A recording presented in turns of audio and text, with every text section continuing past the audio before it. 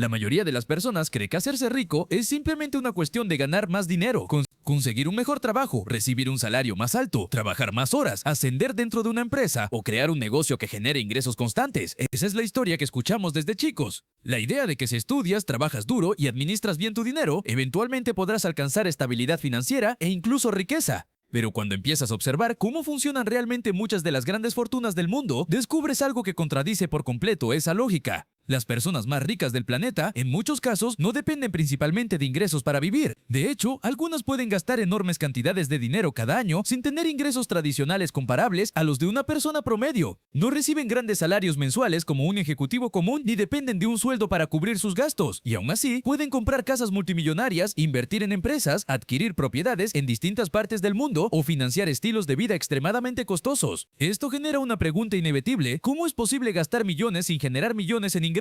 La respuesta está en una forma distinta de utilizar el sistema financiero, una lógica que existe desde hace décadas y que muchas personas desconocen por completo. Una estrategia que, en términos simples, puede resumirse en 3 ideas: comprar activos, pedir dinero prestado y, eventualmente, transferir ese patrimonio a la siguiente generación. Para entender por qué esta estrategia funciona, primero hay que comprender cómo funcionan los impuestos en la mayoría de los países. Los sistemas fiscales están diseñados principalmente para gravar ingresos. Cuando trabajas y recibes un salario, ese dinero se registra como ingreso y una parte se destina automáticamente al pago de impuestos. Lo mismo ocurre con honorarios profesionales, comisiones, bonos laborales o cualquier tipo de pago directo por servicios. Cuanto más ingreso declaras, mayor es la cantidad que el sistema espera que pagues. Es un mecanismo bastante simple: generas dinero, ese dinero queda registrado y una parte vuelve al Estado a través de impuestos. Pero existe una diferencia muy importante entre el dinero que recibes directamente y el valor que acumulan las cosas que posees. Si compras un activo que aumenta de valor con el tiempo, ese aumento no siempre se considera una ganancia inmediata desde el punto de vista fiscal. Imagina que compras acciones de una empresa por $1000 y 10 años después esas acciones valen 10,000. Sobre el papel, tu patrimonio aumentó $9000. Sin embargo, mientras no vendas esas acciones, esa ganancia sigue siendo solo potencial. En muchos sistemas fiscales del mundo, las ganancias se graban cuando se realizan, es decir, cuando vendes el activo y conviertes ese aumento de valor en dinero real. Ese pequeño detalle técnico cambia completamente la forma en que algunas personas construyen su riqueza. La mayoría de las personas intenta mejorar su situación económica aumentando sus ingresos, trabajan más horas, buscan ascensos, cambian de empleo o intentan desarrollar nuevas habilidades que les permitan ganar un poco más cada año. Pero cada aumento de ingreso también implica un aumento en la cantidad de impuestos que deben pagar. Las grandes fortunas, en cambio, muchas veces priorizan algo diferente: la acumulación de activos que pueden crecer con el tiempo, acciones de empresas que se expanden durante décadas, participaciones en negocios que se vuelven cada vez más valiosos, propiedades ubicadas en zonas donde la demanda aumenta con los años o inversiones en sectores con alto potencial de crecimiento. En lugar de depender exclusivamente de un flujo de dinero mensual, se enfocan en construir un patrimonio que se revaloriza lentamente con el paso del tiempo. Este enfoque cambia completamente la lógica financiera porque el crecimiento del patrimonio no siempre aparece como ingreso visible. En muchos casos, la mayor parte de la riqueza de una persona extremadamente rica existe en forma de activos que han aumentado de valor durante años, pero que nunca fueron vendidos. Aquí aparece la primera parte de la estrategia: comprar activos, no cualquier cosa, sino activos que tengan potencial de crecimiento a largo plazo. A lo largo de la historia financiera, muchas de las grandes fortunas del mundo se construyeron de esta manera: personas que compraron acciones de empresas cuando todavía eran pequeñas y las mantuvieron durante décadas, inversores que adquirieron terrenos en zonas que en ese momento parecían poco importantes pero que con el tiempo se transformaron en áreas urbanas extremadamente valiosas, emprendedores que conservaron participaciones en sus compañías incluso cuando esas participaciones empezaron a valer cientos o miles de millones de dólares. En todos estos casos ocurre algo interesante: el valor del activo puede multiplicarse muchas veces sin que el propietario tenga que venderlo, y cuando ese activo se mantiene durante largos periodos, el crecimiento puede volverse extraordinario gracias al paso del tiempo y al efecto acumulativo de la apreciación del capital. Sin embargo, aquí aparece una decisión que puede parecer contraintuitiva. Si un activo sube mucho de precio, lo lógico parecería venderlo para disfrutar la ganancia, pero vender tiene una consecuencia inmediata: activa impuestos. Cuando vendes un activo y obtienes una ganancia, esa ganancia se convierte en ingreso imponible. Dependiendo del país y de la legislación fiscal, el porcentaje puede ser considerable. Por esa razón, muchas personas con grandes patrimonios prefieren no vender sus activos. En lugar de convertir ese crecimiento en dinero líquido, dejan que el activo continúe aumentando de valor durante más tiempo. Y aquí entra la segunda parte de la estrategia: pedir prestado. Cuando una persona posee activos muy valiosos, acciones, propiedades, participaciones empresariales o fondos de inversión, puede utilizarlos como garantía para obtener préstamos. Desde el punto de vista de un banco, prestar dinero a alguien que posee activos por decenas o cientos de millones de dólares representa un riesgo relativamente bajo, porque existe un respaldo claro detrás del préstamo. Aquí ocurre algo que cambia completamente la dinámica del dinero. El dinero recibido a través de un préstamo no se considera ingreso. dinero, es deuda. Y como es deuda, no está sujeto a impuestos de la misma manera que un salario o una ganancia de inversión. Esto significa que alguien puede acceder a liquidez sin vender sus activos y sin generar ingresos imponibles importantes. En términos simples, puede gastar dinero prestado mientras sus activos siguen creciendo en segundo plano. Imagina una persona que compró acciones de una empresa tecnológica hace 20 años por 5 millones de dólares. Con el paso del tiempo, esas acciones ahora valen 100 millones. Si decide vender una parte para financiar su estilo de vida, tendrá que pagar impuestos sobre la ganancia obtenida. Pero si utiliza esas acciones como garantía para pedir un préstamo, puede obtener dinero para gastar sin haber vendido nada. Mientras tanto, las acciones originales continúan existiendo y pueden seguir aumentando de valor. En muchos casos, el crecimiento del activo puede incluso superar el costo del préstamo. Si un activo crece a un ritmo del 8 o 10% anual y el préstamo tiene una tasa menor, el patrimonio total puede seguir aumentando incluso mientras se utiliza dinero prestado para financiar gastos o nuevas inversiones. Esto explica por qué muchas personas extremadamente ricas prefieren mantener sus activos durante décadas en lugar de liquidarlos. Sus activos siguen creciendo mientras el sistema financiero les permite acceder a liquidez cuando la necesitan. Es una dinámica muy diferente a la que vive la mayoría de las personas, que depende principalmente de ingresos activos provenientes del trabajo. Pero todavía falta la última parte del modelo. Cuando una persona fallece, en muchos países ocurre algo llamado ajuste de base o step-up basis. Esto significa que los activos heredados por los herederos se registran con el valor de mercado actual en el momento de la herencia, no con el valor original al que fueron comprados décadas antes. Este detalle puede tener un impacto enorme. Si alguien compró acciones por $1,000 hace 40 años y hoy esas acciones valen 100,000, toda esa ganancia acumulada puede desaparecer fiscalmente cuando el activo pasa a la siguiente generación. Para efectos fiscales, el nuevo costo base se convierte en el valor actual del activo. Si los herederos venden inmediatamente, prácticamente no existiría ganancia imponible porque el precio de venta sería muy cercano al nuevo valor base. Esto significa que décadas de crecimiento de un activo pueden transferirse de una generación a otra sin haber pagado impuestos sobre esa apreciación acumulada. Así se completa el ciclo: comprar activos que aumentan de valor, utilizarlos como garantía para obtener liquidez sin venderlos y finalmente transferirlos a los herederos con un nuevo valor base. Ahora bien, es importante aclarar algo: este tipo de estrategia funciona principalmente a gran escala.